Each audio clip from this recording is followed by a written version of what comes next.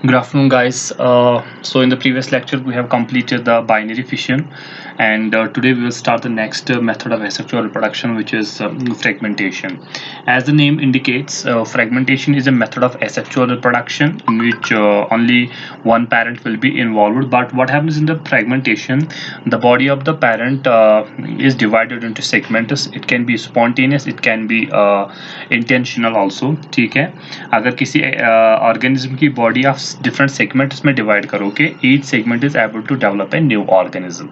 We call that very method of asexual reproduction is fragmentation. So method of asexual reproduction in which an organism is split into fragments. उसके दो fragments बनते हैं. For example ये एक organism है, इसके दो fragments बन गए, एक ये बन गया A fragment, दो दूसरा B fragment ये बन गया. ठीक है, and these fragments have the ability to regrow the last parts of the body and they form new individuals. So we call that and form match for organism. We call that a method of fragmentation. Now आपने binary fission में देखा होगा, एक organism था, उसके दो हिस्से हो गए, दो बन गए, वो binary fission है. तो binary fission और fragmentation में तो फिर क्या मतलब है? जो binary fission है वो unicellular organisms में होता है, लेकिन जो fragmentation ही multicellular organisms में होता है. And fragmentation के बाद जो parts में क्या हो जाता है? Regeneration. This part will regenerate it the rest of the body and this part will also regenerate the lost part of the body. तो ये है fragmentation. The method in which the body of the parent gets fragmented into different segments and each segment develops into mature new organism. ठीक है, and it occurs in multicellular organism. तो इसके लिए बहुत सारे जो algae होते हैं, स्पाइरो वगैरह, बहुत सारे साइनोबैक्टीरिया होते हैं, उनमें ज़्यादा ये fragmentation पाया जाता है. Now the point is, what is the difference between this fragmentation and regeneration? Fragmentation और रिजेनरेशन में आप बताइए फर्क, क्योंकि दोनों में जो लास्ट पार्ट्स है वो बन के मतलब नए बनते हैं, दिखते हैं. जो फ्रैगमेंटेशन होता है, organisms that are fragmented result in each segment growing into a new individual organism. Fragmentation में क्या होता है, जितने भी, अगर ये एक ऑर्गेनिज्म है, इसके हमने चार हिस्से कर दिए तो चार के चार नए ऑर्गेनिजम्स बन जाएंगे. लेकिन रिजनरेशन में क्या होता है, फॉर एग्जांपल कोई ऑर्गेनिज्म है, लिजर्ड है एक, उसकी ये टेल कट गया उसका, तो कुछ टाइम के बाद वो अपना टेल फिर से बनाएंगे. ठीक है, दैट मीन्स इसमें जो हर सेगमेंट है वो एक नया इंडिविजुअल बनता है. लेकिन रिजेनरेशन में क्या होता है, सिर्फ last parts of the body are regrown, तो सेगमेंट्स नए इंडिविजुअल्स नहीं बनते हैं. ठीक है, दूसरा जो पॉइंट है, जो हर एक सेगमेंट से क्या बनेगा, नया इंडिविजुअल. लेकिन रिजेनरेशन में नए ऑर्गेनिजम्स नहीं बनते हैं, सिर्फ जो पार्ट्स लॉस्ट हुए, the parts that has been lost from the body will be regrown. उसके बाद ये जो फ्रैगमेंटेशन है ये आप सब ऑर्गेनिज्म में नहीं, कुछ ही ऑर्गेनिज्म्स में आपको ये देखने को मिलेगा, जैसे कि कुछ एल्गीज में, साइनोबैक्टीरिया में. लेकिन जो रिजनरेशन है, हर किसी ऑर्गेनिज्म में to some level of regeneration is there. अगर आप अपनी बॉडी में देखोगे, हमारी बॉडी में कौन सा पार्ट रिजनरेट होता है, स्किन रिजनरेट होता रहता है, लिवर थोड़ा सा रिजनरेशन पावर है उसमें. तो हर किसी ऑर्गेनिज्म में एक लेवल ऑफ रिजनरेशन रहता है, कम ज़्यादा, लेकिन थोड़ा सा रिजनरेशन पावर होता है. लेकिन फ्रैगमेंटेशन सिर्फ स्पेसिफिक ऑर्गेनिजम्स में होगा. जैसे कि आप किस में, फ्लैट वर्म्स है उसमें फ्रैगमेंटेशन होता है, स्पॉन्जेस है उसमें फ्रैगमेंटेशन होता है. लेकिन जो रिजनरेशन होता है उसमें जो अगर किसी की लॉस्ट लिम्ब हो गई, जैसे कि टेल ऑफ लेजर्ड, उसमें आएगा. ठीक है, तो यहाँ पर हम लिखेंगे डिफरेंसेस क्या है रिजनरेशन और फ्रैगमेंटेशन में. सबसे पहला है organisms that are fragmented result organisms that are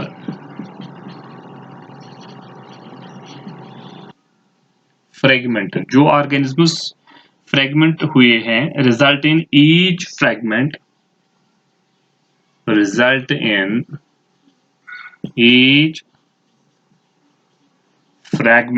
growing into a new individual. वो हर एक फ्रैगमेंट एक नया इंडिविजुअल तैयार करता है, growing into a new individual, हर एक फ्रेगमेंट से एक नया इंडिविजुअल तैयार होता है। लेकिन रिजनरेशन में ऐसा नहीं होता है।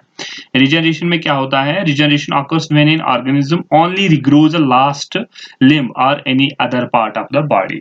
अगर वो उसकी बॉडी का कोई पार्ट कट गया है तो वो उसको नया डेवलप कर सकता है, एक नया ऑर्गेनिज्म नहीं बना सकता है उससे। ठीक है, तो रिजनरेशन में हम लिख सकते हैं organisms regeneration occurs when an organism regeneration occurs when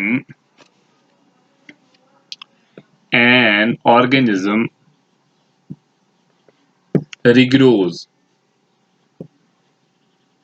वो regrow करता है a last limb or any other part of body, a last limb or other part of body। ठीक है, एक नया इंडिविजुअल नहीं बनेगा इसमें। दूसरा क्या डिफरेंस हम लिख सकते हैं इसमें? दूसरा जो डिफरेंस है वो है एक नया इंडिविजुअल तैयार होता है हर किसी सेगमेंट से। ए new individual emerges from each segment. A new individual emerges from each, हर एक इससे निकलेगा, हर एक सेगमेंट से एक नया इंडिविजुअल निकलेगा। लेकिन रिजनरेशन में no new organisms are form, no new organisms are formed. ठीक है, तीसरा only a few organisms can fragment and form new individuals। बहुत कम इंडिविजुअल्स में होता है। only a few organisms can fragment, उन्हीं के फ्रैगमेंट बन सकते हैं and form न्यू इंडिविजुअल्स, वो नए इंडिविजुअल बने। देखिए कुछ ही ऑर्गेनिज्म, सब में नहीं हो सकता है फ्रेगमेंटेशन, हम में नहीं हो सकता है फ्रेगमेंटेशन। तो रिजनरेशन, एक लेवल ऑफ रिजनरेशन लगभग हर किसी ऑर्गेनिज्म में, all organism except the ability to regenerate to some degree. All organisms exhibit regeneration to some, कुछ लेवल तक उनका रिजनरेशन रहता है, कम ज्यादा, लेकिन रिजनरेशन कहीं ना कहीं उनमें होता है। This is the regeneration. Now एक उसमें हमें रह गया है, मैं वो बताना भूल गया कि मल्टीपल फिशन अभी हमारा रह गया था, sorry for that. Multiple fission, जैसे हमने बाइनरी फिशन में the parent body divides into only two new individuals, we call that as binary fission. जैसे हमने देखा था पैरामीशियम में, यूग्लोना में, क्या अमीबा में हमने देखा था बाइनरी फिशन होता है। तो फिर हमने उसके टाइप्स भी देखे थे, वो लॉन्गिट्यूडनल हो सकता है, ट्रांसवर्स हो सकता है, इरेगुलर हो सकता है on the basis of shape of the this plane of division. तो मल्टीपल फिशन में क्या होता है, द पेरेंट बॉडी जो होती है, फॉर एग्जांपल यहाँ पर एक पेरेंट बॉडी ले लेते हैं, ये एक ऑर्गेनिज्म है जिसको आप सब जानते हैं, प्लाज्मोडियम। प्लाज्मोडियम जिसको हम क्या कहते हैं, मलेरियल पैरासाइट। इसकी वजह से पैरासाइट, ये हम में मलेरिया होता है। तो ये जब ये हमारी बॉडी में आता है, आरबीसीज में आता है, लिवर सेल्स में आता है, ये क्या करता है, सबसे पहले ये मल्टीपल न्यूक्लियर डिविजन्स कर लेता है। मल्टीपल न्यूक्लियर डिविजन्स करने के बाद इसमें बहुत सारी न्यूक्लियस तैयार हो जाते हैं। जब ये न्यूक्लियस तैयार, वो थोड़ा सा साइटोप्लाज्म भी एक्यूमुलेट कर लेते हैं, फिर ये सेल फट जाती है और नए सेल्स बाहर आ जाते हैं। तो एक से कितने बन गए, एक से ज्यादा। तो इस तरह के डिवीजन को हम कहते हैं मल्टीपल फिशन। जैसे आप एमीबा भी देख लो, ठीक है, amoeba is an irregular structure. ठीक, तो उसमें क्या होता है, जब अनफेवरेबल कंडीशंस आ जाती है वो अपने आसपास एक सिस्ट डेवलप कर लेता है और सर्कुलर शेप, वो सीडोपोडिया खत्म हो जाते हैं, वो सिस्ट डेवलप कर लेता है। ठीक है, फिर उसमें जो न्यूक्लियर होता है वो कंटिन्यूअसली डिवाइड करता है और उसमें इस तरह से बहुत सारे small small nuclear with small cytoplasm create हो जाते हैं और उनके इर्द गिर्द भी थोड़ा सा कवर डेवलप होता है। ठीक है, दिस इज कॉल्ड द एनसिस्टमेंट, इसको हम कहते हैं एमीबा में। ठीक है, तो फिर जब फेवरेबल कंडीशंस आ जाते हैं ये फट जाता है और नए एमीबा बाहर आ जाते हैं।